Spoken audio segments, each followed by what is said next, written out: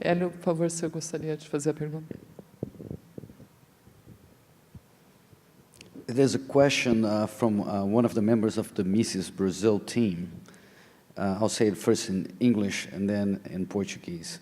Professor, according to your explanation, a monarchy tends to protect better the property of the people than a democracy. In that sense, how do you analyze the recent revolutions in the Islamic countries that aim to overtake monarchies and institute democracies? Em português, professor, de acordo com a sua explicação, uma monarquia tende a proteger melhor a propriedade privada do que uma democracia. Nesse sentido, como o senhor analisa as recentes rebeliões nos países islâmicos que visam tirar monarquias e instituir democracias? I'm not a defender of monarchy. I'm not a monarchist. Monarchies are also states.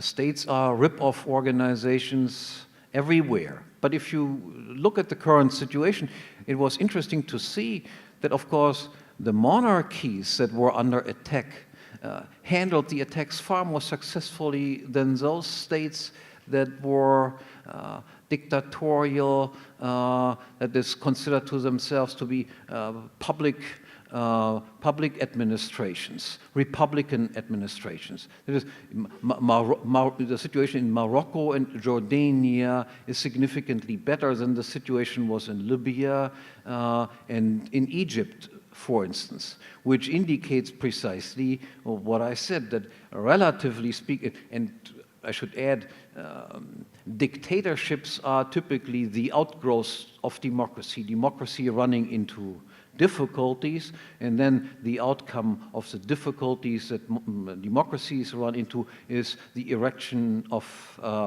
dictatorships. Dictatorships are a republican phenomenon, not a monarchical phenomenon. Hitler was certainly more democratic, so to speak, than the German Kaiser. Stalin was certainly more democratic than the Russian Tsar. The Russian Tsar was not a very nice person, but as compared to what came afterwards, he was just a marvelously nice person. Kaiser Wilhelm II was not the greatest person on earth, but as compared with Hitler, of course, he was a nice man. So we have to compare things in a balanced way. And again, the current situation seems to indicate that monarchies are by and large a better system than democracies turn into dictatorships and so forth. Eu acredito que uma polêmica como essa merece uma pergunta bônus. Então, a gente abre para uma terceira pergunta. Alguém gostaria, aqui na plateia, por favor? O microfone, por favor, ali. Só levanta para ficar mais, por favor, para ficar mais fácil. Isso. Aqui. Oi, desculpa. Bom, fica lá, fica à vontade. A gente vai deixar, então, para amanhã, que vai ter mais um debate, a sua participação. Daí, muito obrigada, de qualquer forma. Por favor. Good afternoon. Maybe I should... Brazil had a monarchy also. Again, I'm not a great history buff as far as Brazil is concerned, but my impression was that if Brazil had kept the monarchy, they might be in better shape today also than they are, given that they got rid of it. Por favor, a pergunta. Good afternoon, Professor. I'm Marcel van Hattem. I want to ask you about disarmament. We had a huge discussion in Brazil over disarmament a few years ago, and in the end, the population of Brazil, we said no against disarmament. But recently, 2 days ago, we had here in Rio de Janeiro, I'm sure you're aware of, one of the saddest events ever in Brazilian history on a terrorist attack in a school. And, well, the deaths were yet to be counted, and the activists pro-disarmament were already stating and tweeting that disarmament of the civil population of Brazil was necessary, and if they were disarmed, I mean, if we were disarmed, unarmed, this kind of attacks wouldn't be possible in this school.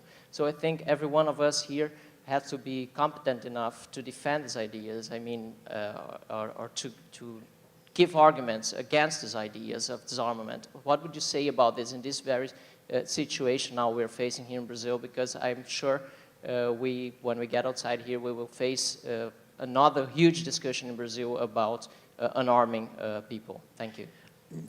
Again, I've heard about the incident. I'm not familiar with the details of it. It might well be, as it was in many cases in the United States, that these attacks occurred, of course, against targets where the people themselves were not armed.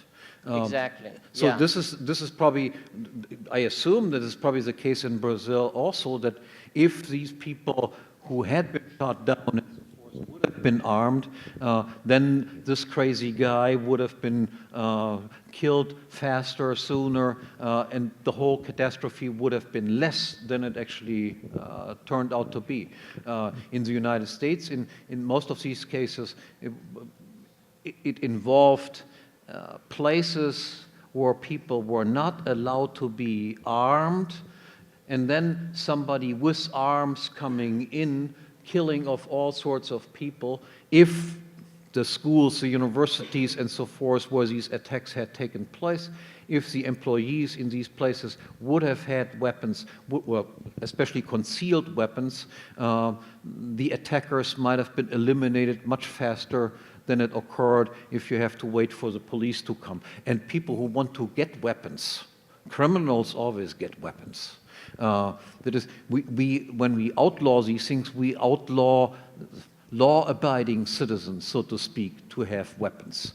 We cannot pass a law that says, look, you criminals, you can no longer have any weapons, and then the criminals will say, oh yeah, right, I want to be a law-abiding citizen, and I do no longer want to be a criminal, and because of that, I also will no longer have any weapons.